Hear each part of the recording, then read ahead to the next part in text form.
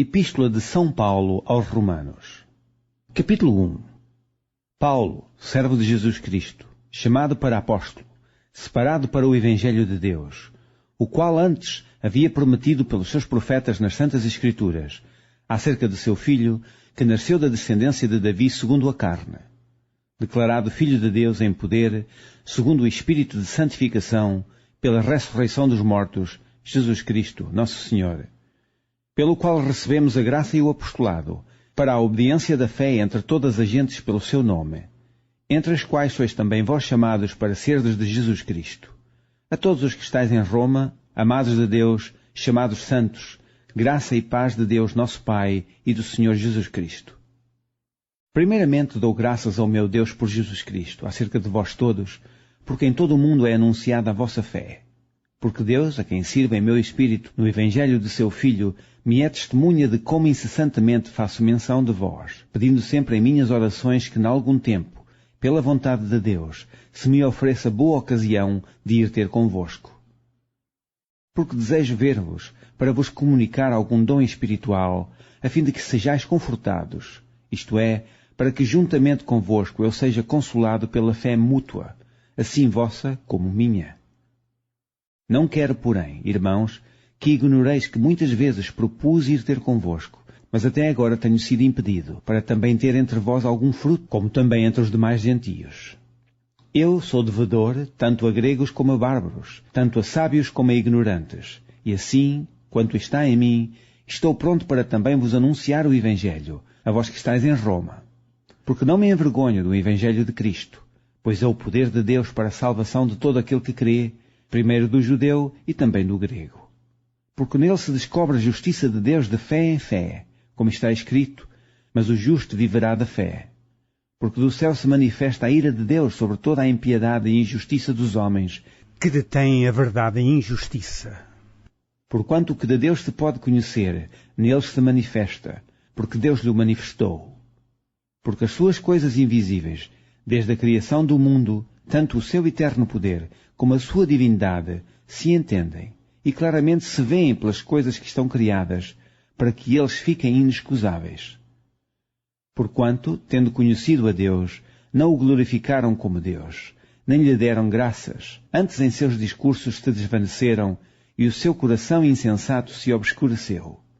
Dizendo-se sábios, tornaram-se loucos, e mudaram a glória do Deus incorruptível em semelhança da imagem de homem corruptível, e de aves, e de quadrúpedes, e de répteis. Pelo que também Deus os... A Bíblia Sagrada. Livro de Gênesis, capítulo 1. No princípio, Deus criou os céus e a terra. E a terra era sem forma e vazia, e havia trevas sobre a face do abismo, e o Espírito de Deus se movia sobre a face das águas. E disse Deus: haja luz. E houve luz. E viu Deus que era boa a luz, e fez Deus separação entre a luz e as trevas. E Deus chamou à luz dia, e às trevas chamou noite. E foi a tarde e a manhã o dia primeiro. E disse Deus: haja uma expansão no meio das águas, e haja separação entre águas e águas. E fez Deus a expansão, e fez separação entre as águas que estavam debaixo da expansão, e as águas que estavam sobre a expansão. E assim foi. E chamou Deus à expansão céus. E foi a tarde e a manhã o dia segundo. E disse Deus: ajuntem-se as águas debaixo dos céus num lugar, e apareça a porção seca. E assim foi. E chamou Deus à porção seca terra, e ao ajuntamento das águas chamou mares. E viu Deus que era bom.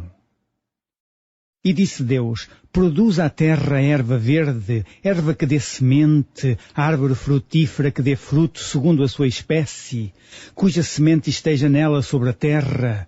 E assim foi. E a terra produziu erva, erva dando semente conforme a sua espécie, e árvore frutífera, cuja semente está nela conforme a sua espécie. E viu Deus que era bom. E foi a tarde e a manhã o dia terceiro. E disse Deus: haja luminares na expansão dos céus, para haver separação entre o dia e a noite, e sejam eles para sinais, e para tempos determinados, e para dias e anos. E sejam para luminares na expansão dos céus, para alumiar a terra, e assim foi. E fez Deus os dois grandes luminares, o luminar maior para governar o dia, e o luminar menor para governar a noite, e fez as estrelas. E Deus os pôs na expansão dos céus para alumiar a terra, e para governar o dia e a noite, e para fazer separação entre a luz e as trevas. E viu Deus que era bom. E foi a tarde e a manhã o dia quarto. E disse Deus: produzam as águas abundantemente répteis de alma vivente, e voem as aves sobre a face da expansão dos céus. E Deus criou as grandes baleias, e todo réptil de alma vivente, que as águas abundantemente produziram conforme as suas espécies, e toda a ave de asas conforme a sua espécie, e viu Deus que era bom. E Deus os abençoou, dizendo: frutificai e multiplicai-vos, e enchei as águas nos mares, e as aves se multipliquem na terra. E foi a tarde e a manhã o dia quinto. E disse Deus: produz a terra alma vivente, conforme a sua espécie, gado e répteis, e bestas feras da terra conforme a sua espécie. E assim foi. E fez Deus as bestas feras da terra conforme a sua espécie, e o gado conforme a sua espécie, e todo o réptil da terra conforme a sua espécie. E viu Deus que era bom. E disse Deus: façamos o homem à nossa imagem, conforme a nossa semelhança, e domine sobre os peixes do mar, e sobre as aves dos céus, e sobre o gado, e sobre toda a terra, e sobre todo réptil que se move sobre a terra. E criou Deus o homem à sua imagem, à imagem de Deus o criou, macho e fêmea os criou. E Deus os abençoou, e Deus lhes disse: frutificai e multiplicai-vos, e enchei a terra e sujeitai-a, e dominai sobre os peixes do mar, e sobre as aves dos céus, e sobre todo o animal que se move sobre a terra. E disse Deus: eis que vos tenho dado toda a erva que dá semente, que está sobre a face de toda a terra, e toda a árvore em que há fruto de árvore que dá semente, ser-vos-ão para mantimento. E a todo o animal da terra, e a toda a ave dos céus, e a todo o réptil da terra, em que há alma vivente, toda a erva verde lhes será por mantimento. E assim foi. E viu Deus tudo quanto tinha feito, e eis que era muito bom. E foi a tarde e a manhã, o dia sexto. Capítulo 2.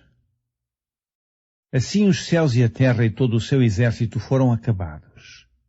E, havendo Deus acabado no dia sétimo a sua obra que tinha feito, descansou no sétimo dia de toda a sua obra que tinha feito. E abençoou Deus o dia sétimo e o santificou, porque nele descansou de toda a sua obra que Deus criara e fizera. Estas são as origens dos céus e da terra, quando foram criados, no dia em que o Senhor Deus fez a terra e os céus. Toda a planta do campo ainda não estava na terra, e toda a erva do campo ainda não brotava, porque ainda o Senhor Deus não tinha feito chover sobre a terra, e não havia homem para lavrar a terra. Um vapor, porém, subia da terra e regava toda a face da terra. E formou o Senhor Deus o homem do pó da terra, e soprou em seus narizes o fôlego da vida. E o homem foi feito alma vivente. E plantou o Senhor Deus um jardim no Éden, da banda do Oriente, e pôs ali o homem que tinha formado.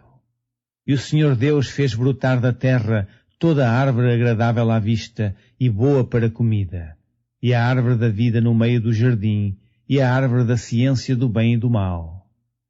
E saía um rio do Éden para regar o jardim, e dali se dividia e se tornava em 4 braços.